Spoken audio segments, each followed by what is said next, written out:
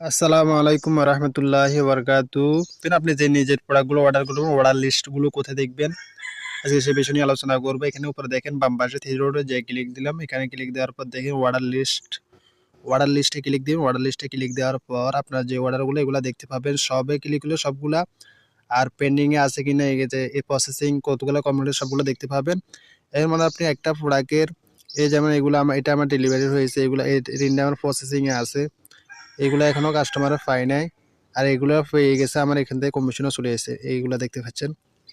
এখানে দেখতে পাচ্ছেন যে আমার প্রফিটগুলো, এই যেমন প্রফিট 110 টাকা, এটা থেকে 151 টাকা, এটা থেকে 110 টাকা, 80 টাকা, 80 টাকা, এগুলো সব হচ্ছে আমার প্রফিটের টাকা, আমার লাভেরগুলো এখানে কিন্তু দেখাচ্ছে।